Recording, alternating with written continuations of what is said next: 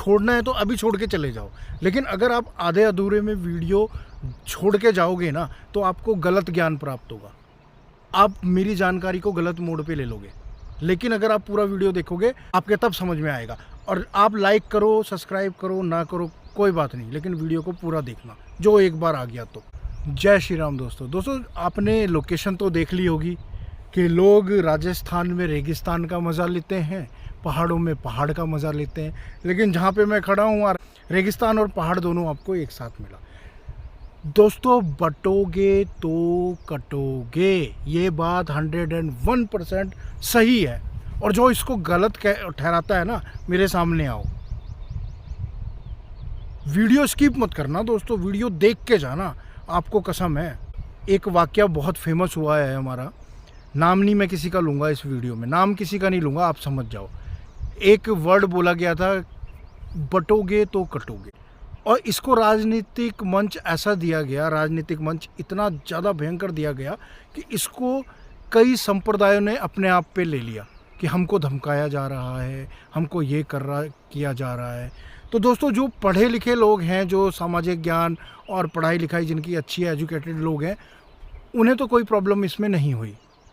लेकिन जो किसी के बहकावे में जल्दी से आ जाते हैं, या किसी को मतलब बेफजूल की बातों में, जिन्हें अल्प ज्ञान होता है, पूरा ज्ञान नहीं होता, जिन पे सोचने समझने की क्षमता कम होती है, उन्होंने इसको राजनीतिक मंच दे दिया।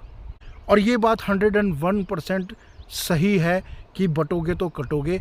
आप लिख के ले लो, आज आप अगर इस वीडियो को पूरा देखते हैं तो आपकी मंशा, आपके सवाल सारे ख़त्म हो जाएंगे, और आप भी इस बात से एग्री होगे कि बटोगे तो कटोगे।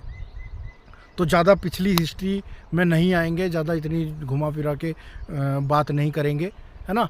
डायरेक्ट मुद्दे पे आते हैं दोस्तों। अब मुद्दा ये है, देखो, बटोगे तो कटोगे। भारत देश के बारे में आपको मालूम ही है कि दुनिया में ऐसा ही कोई होगा जिसने यहाँ पे हमला ना किया हो, इस देश को लूटने में ना लगा हो। जब मुग़लों ने यहाँ पे लूटपाट की, हमारे पास क्षमता नहीं थी मुग़लों को मारने की, या मुग़लों को यहाँ से भगाने की क्षमता नहीं थी हमारे पास। थी, मुग़लों को हिंदुस्तान से भगाने की क्षमता हमारे राजा महाराजाओं में थी।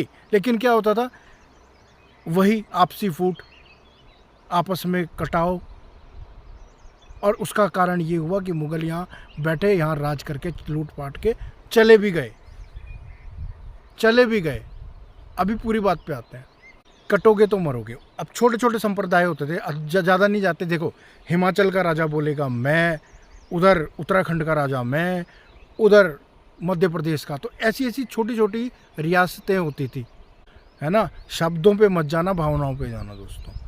तो क्या होता था कि रियासतें होती थी छोटी छोटी, और इनके आपस में जो है झगड़े होते थे, एक दूसरे की अपने राज्य की सीमा बढ़ाने के लिए झगड़ा, ये झगड़ा वो झगड़ा, तो कई प्रकार के झगड़े। तो ये आपस में लड़ खसोट के मर जाते थे, आपस में ही उलझे रहते थे बस। तो बाहर इन्हें ध्यान जाता नहीं था इनका इतना।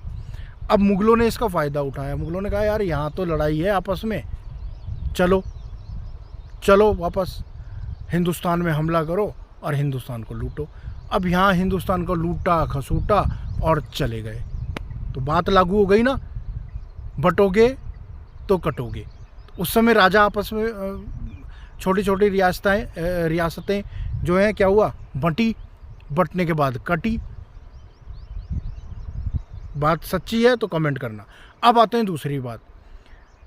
फिर जब यहाँ से मुग़ल चले गए तो यहाँ एंट्री होती है अंग्रेज़ों की, ब्रिटिश राज की। और जब ब्रिटिश राज की होती तो उसने भी यही फार्मूला अपनाया कि बांटो और राज करो। और हमने क्या फार्मूला अपनाया, बटेंगे हम और फिर कटेंगे। अब बात करते हैं उस समय कैसे बटे। अब हिंदू मुसलमान बंट गए आपस में, सिख ईसाई बंट गए आपस में, जबकि ये सच्चाई है। और ये होना भी था क्योंकि बुद्धि तो पहले से ही थी हमारी। जब मुग़ल आए, मुग़ल हमें लूट के चले गए, मुग़ल यहाँ से चले गए, लूट खसोट के चले गए। लेकिन जो यहाँ पे हिंदुस्तान में जो हिंदू मुसलमान लोग थे, अब पैदाइश तो यहीं की थी, खून भी यहीं का था, सब चीज़ DNA भी यहीं का था। तो कुछ तो गुण आते, राजा महाराजाओं के कुछ तो गुण आते। तो ये हिंदू मुसलमान के चक्कर में मारे गए। लड़ते रहे हिंदू मुसलमान, उधर पाकिस्तान आज़ाद, उधर पाकिस्तान अलग हो गया, उधर बांग्लादेश, मतलब आपस में लड़के ख़त्म कहानी। अंग्रेज़ों ने बढ़िया 100 साल राज किया। अब क्या हो रहा है? अब हम दोबारा उसी स्टेज पे आ रहे हैं दोस्तों, आप नोट करना इस बात का। अभी भी हम लड़ रहे हैं, हिंदू हैं, मैं मुसलमान हूँ, मैं सिख हूँ, मैं ईसाई हूँ, मैं राजपूत हूँ, मैं पंडित हूँ, मैं कुर्मी हूँ, मैं ये हूँ, मैं वो हूँ, लड़ रहे हैं आपस में। अब बहुत जल्द ऐसा टाइम आएगा कि दोबारा हम गुलाम बनेंगे, बहुत जल्दी। अगर यही हालत रहा तो मैं तो, जितने लोग हैं हिंदू मुस्लिम सिख ईसाई, एकजुट हो जाओ भाइयों, अगर गुलाम नहीं बनना है तो। और मैं इस बात से बिल्कुल एग्री करता हूँ कि बटेंगे तो कटेंगे, बटेंगे तो कटेंगे। मैं एग्री करता हूँ, मैं मोहर मारता हूँ इस बात पे। जिसने भी बोली सही बोली, क्योंकि हम बट तो रहे हैं, हिंदू मुसलमान में बट गए, सिख ईसाई में बट गए, हम आपस में बट ही तो रहे हैं। ठीक है, फिर हिंदू समाज जाति प्रथा में बट रहा है, ये राजपूत है, ये वो है, ये वो है, ये ब्राह्मण है, ये पंडित है, ये वो है, बढ़ गया। उधर मुस्लिम समाज, ये देवबंती है, ये शेख है, ये खान है, वो भी लड़ रहा है। क्या बोलूँ, बाकी आप समझ जाओ दोस्तों। अगर देश को बचाना है तो हमें एक होना पड़ेगा, और जिसने भी ये बयान दिया है उससे एग्री करो। उन्होंने कोई गलत बयान नहीं दिया है, वो दूरदर्शित लोग हैं, सामाजिक लोग हैं, पढ़े लिखे लोग हैं, उन्होंने ये बयान दिया है कि ये दोबारा आपदा हमारे देश में आएगी। जैसे वर्ल्ड, पूरी दुनिया में हलचल मची है ना, एक दूसरे को हमले हो रहे हैं, हम तो घिरे ही दुश्मनों के बीच में है भाइयों। इधर पाकिस्तान है, उधर चाइना है, उधर बांग्लादेश है, हम तो घिरे ही दुश्मनों के बीच में है। तो बटो मत यार। और इस विचार को, जिसने भी ये बयान दिया, इसे नेगेटिव मत लो, पॉजिटिव लो, सकारात्मक लो इसको, और अपने जीवन में उतारो। बटना नहीं है, बटेंगे तो कटेंगे, फैक्ट है। बाकी जिसे बात करनी है मेरे साथ कमेंट करे, कर लेंगे बात। मैं ना हिंदू हूँ, ना मुसलमान हूँ, ना मैं सिख हूँ, ना मैं ईसाई हूँ, मैं भारतवासी हूँ।